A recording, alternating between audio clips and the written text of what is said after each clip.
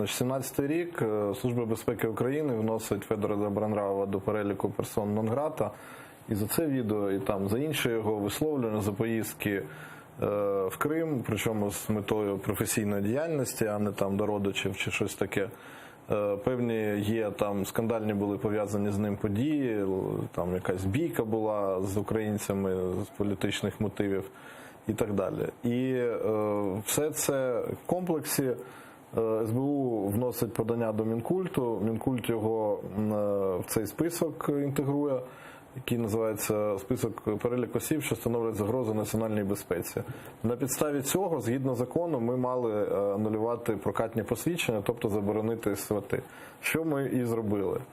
Після чого там були емоційні заяви пана Володимира Зеленського, і плюси оскаржили ці дії в суді, тобто всі три події – рішення СБУ, рішення Мінкультури і Держкіно, але вони між собою були логічно пов'язані.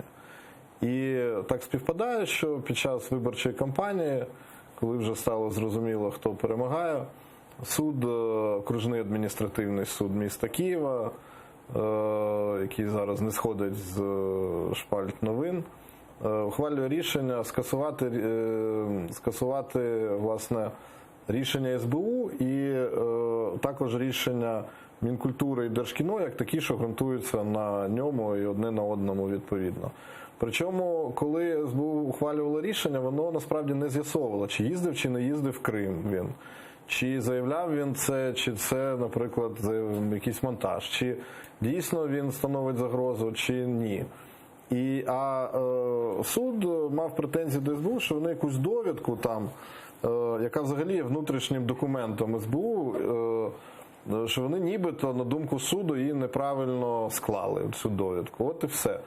І на цій формальній підставі скасовуються всі ці рішення, і так само суд апеляційної інстанції це підтверджує.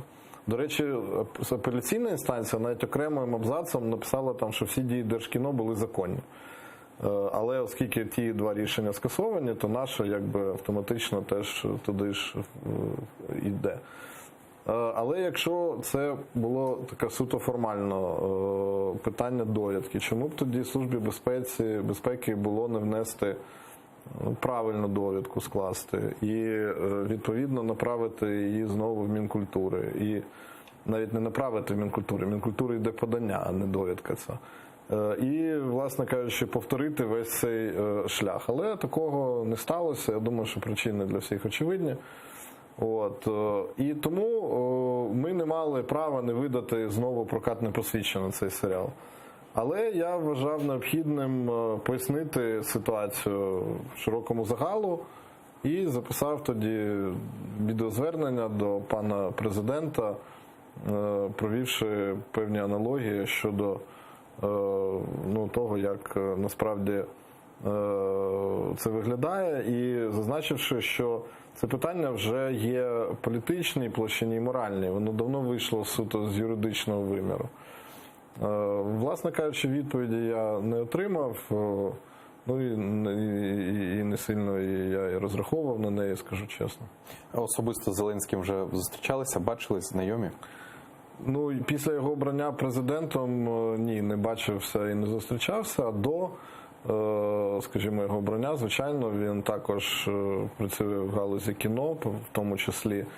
І, звичайно, я з ним був знайомий за професійною діяльністю. Ми співпрацювали, мається на увазі 95-й квартал і Держкіно. Ми підтримували їх проєкт, де, власне, пан Володимир був режисером і продюсером, і виконавцем головної ролі. Фільм «Я, ти, він, вона».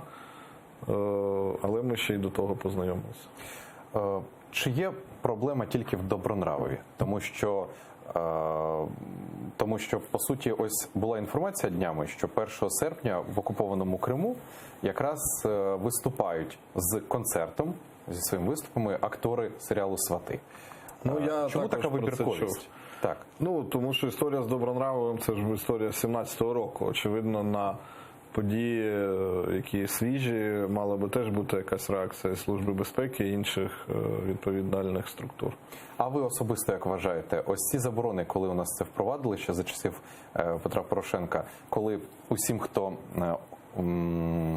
в'їжджає в тимчасово окупований Крим, забороняти в'їзди, потім ці скасування, знову ж таки, особисто ви, як громадянин, не як голова чи екс-голова Держкіно, вважаєте, чи треба таке, чи доцільне? Я абсолютно згоден з такою політикою. Я вважаю, що люди, які не визнають територіальну цілісність України, люди, які не поважають суверенітет нашої держави, більше того, які його свідомо порушують просто порядок перетину нашого кордону, вони мають підпадати під покарання.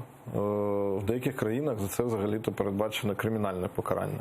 Наприклад, в Грузії за в'їзд в Абхазію, наприклад, з боку Росії, якщо це потім буде з'ясовано, то можна мати в тому числі проблеми, пов'язані з перебуванням у в'язниці. Я думаю, що і це визначено законом. Я цілком впевнений, що так само має діяти і Україна.